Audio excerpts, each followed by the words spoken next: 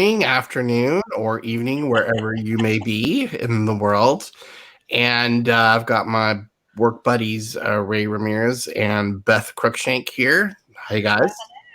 Hey, Jason, how are you? Good. Hi, And guys. we're going to be talking about a subject that doesn't really get much discussion, which is COVID-19. Ha ha ha. No, so we're actually just talking a little bit about the shot or the vaccine and the rollout of it and how that impacts your situation as an employee of a company. And so I think about 100 million people, the last thing I read yesterday or the day before, have gotten the vaccine.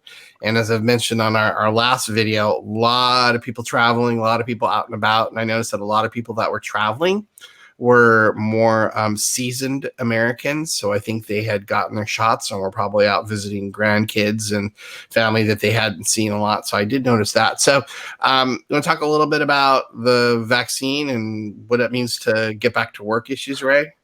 Yep, you bet. So, a couple of things, the big question that's out there is, can I um, require my employees, to get a shot before they return to work? That's the big, kind of outlier question that's out there. And I think a couple of things. One is the EEOC and the government agencies have kind of weighed in on this already. They've already said, yes, as an employer, you can require your employees to be vaccinated, and there's a lot of literature on that. You can look it up, Google it. But the other part of it is there's always exceptions to that rule. If somebody has a religious objection or some other concern, they can be excluded from that. So from a company perspective, the important thing really is kind of looking at your workforce, looking at how much interaction your workforce has with the public. Are they essential workers or are they office workers, and all the things that go into that. And that's one of the things that we can help you with around building a policy, building an approach. And then the big one is just around tracking. How do you, if you are going to do that, I think Jason, you can maybe talk a little about this a little bit. Just, there's a lot of sensitive information there that you got to be very, very careful with. Yeah, having been, the HIPAA privacy officer for, a number of companies, if you return people back to work and you're going to require them to have the vaccination, you're obviously going to get some sort of documentation that says they are vaccinated and they can come back. So somewhere I'm assuming you're going to store that information as well too. And that's something that really hasn't been dealt with before. Typically as companies, we don't keep vaccination records like schools do, and they have the ability to do that. So I think you have to start thinking about what does your tracking mechanism look like if you have Workday or if you have Oracle or some other database that allows you to manage those things. You can do that, but if you're not as sophisticated as of an HR function, you may be working on spreadsheets and other things, and you're still going to need to figure out how to track that data. So one of the things that we can assist you with is thinking about efficient ways and provide you some efficient ways to track that data and then ultimately safeguard that data, because it is your responsibility to make sure that that doesn't go where it's not supposed to. But by the same token, I guess it's pretty clear that if you have 10,000 people in your company, most of them are going to have the vaccine, but you still have to make sure that that data is safe and secure. Because I think at the end of the day, whether you had the vaccine or you didn't have the vaccine, you should have some degree of privacy around that as much as possible. Exactly. And then where does that go from there? How does COVID specific is something that we're talking about right now, but is there going to be a point down the line where companies can say, all right, everybody needs to get their flu vaccine. Okay, everybody needs to make sure they've got their, MMR, DTaP, or whatever it is down the line. Is this something that is going to snowball into that? And if so, having the safeguards in place for you guys and for Thrive HR to work with corporations and companies to get that safeguarded, implemented, and how to follow the letter of the law in all of those instances as well, and also how to manage giving people the time they need to go get those vaccinations, or any other legal options that they have. I think it's really important to hire somebody on the outside who knows what they're doing and who's dealt with this type of thing before. Yeah, Yeah, I that's mean, very true. yeah. Very true. I mean, one of the things that we're doing with one of our clients is we're helping them, put in place a good employee handbook.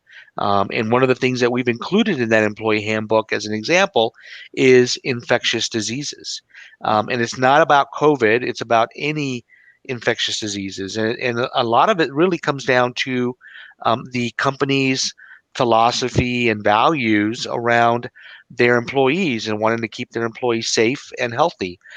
So, encouraging, employees to take, to get their vaccinations, providing time off to get their vaccinations, and also making sure that those vaccinations are covered under the medical program.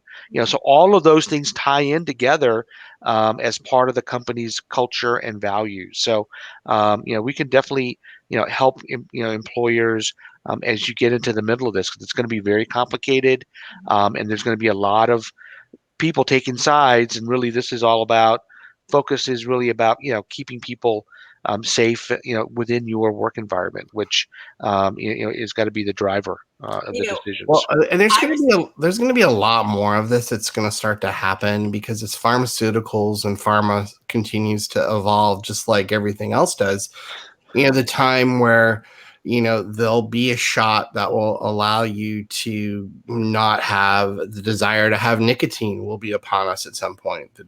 There will be a shot at some point, I would assume, or something regarding weight loss. There will be. I want that one. Yeah, well, that's I want that one. I want that one. Yeah, Give me the placebo on that one.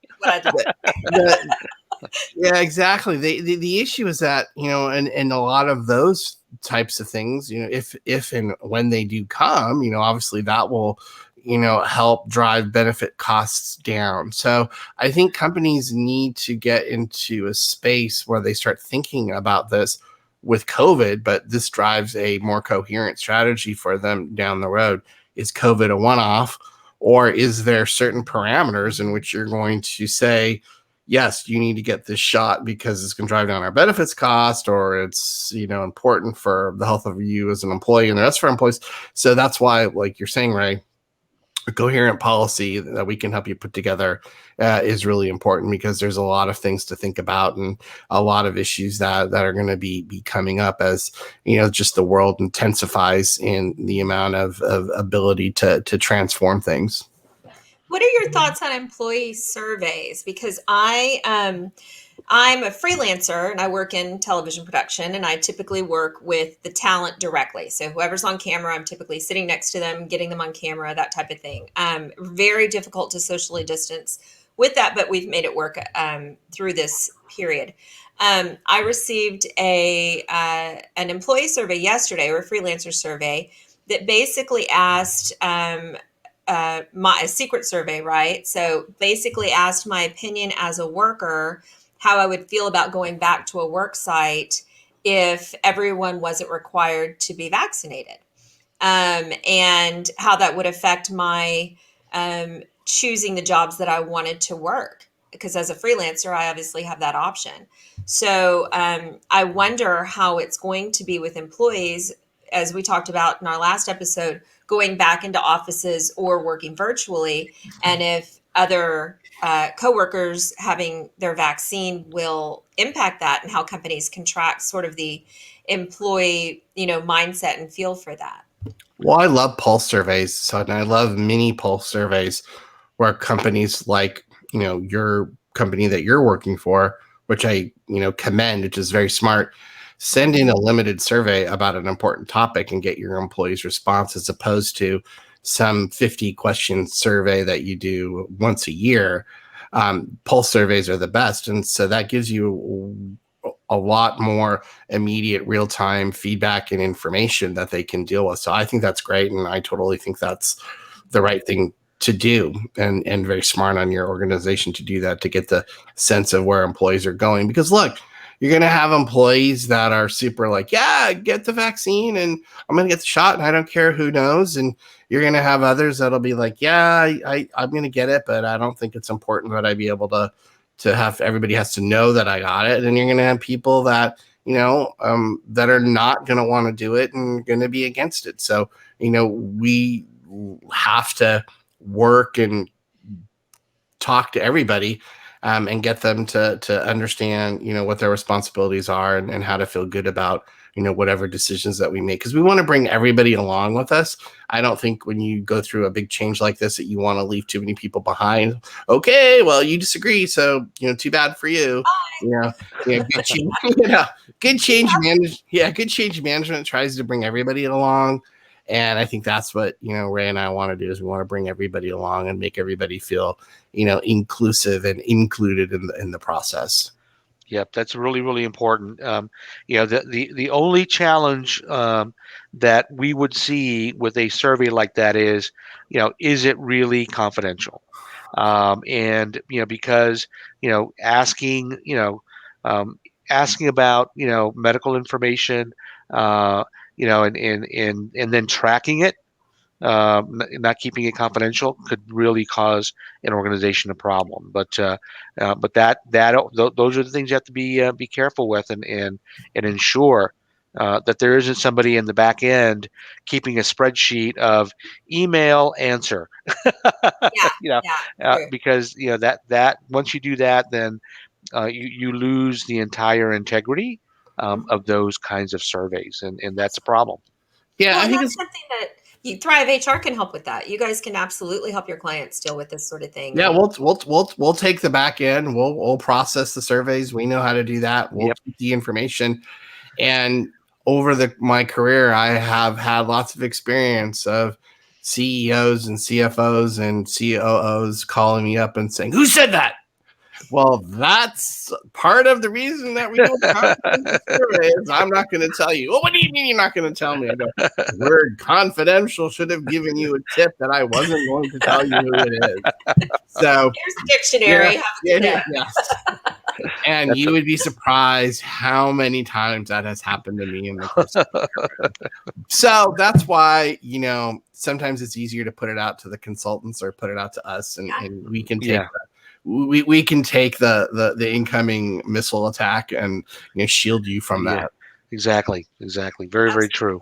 I think that's great. I mean, I love to, do that with my kids, especially. Sorry, that's the rules. Not my fault. That's the rules. That's the rules. You got to follow them. Exactly. If it was up to me, it'd be different, but it's not. It's not. That's right. That's no right. Control. I hope my kid didn't hear me. Sorry. That's right. They probably did. Feigning ignorance has been a big part of my success. So I'm grateful for that. So, gentlemen, again, how do potential clients reach you? How do we get in touch? Ray, how do they get in touch with you? Yes. So, please, look at our website, thrivehrconsulting.com. You can reach out there. All of our contact information is on that site. You can call. You can email myself, Ray at thrivehrconsulting.com, and Jason. You can contact me at jason at thrivehrconsulting.com, or you can go on to thrivehrconsulting.com and book a free 30-minute consultation to talk about any issue that you have that we can help you with. And we're on Twitter, we're on Facebook, we're on LinkedIn, so Thrive HR Consulting, and we will be there to assist you in this issue or any other issue that you've got. We're there and ready to help you. And speaking of confidentiality, your initial consultation is confidential. Confidential, yes. 100%. Confidential. Absolutely. Well, thank you guys. Thanks for talking about this. It's really an important subject, very timely. And I know that if I was in a position to roll something like this out to a large group of people, I would really want someone who knows more than I to handle it for me. So awesome. Thanks, guys. Thank you. Take care. See you next time. Bye. Bye.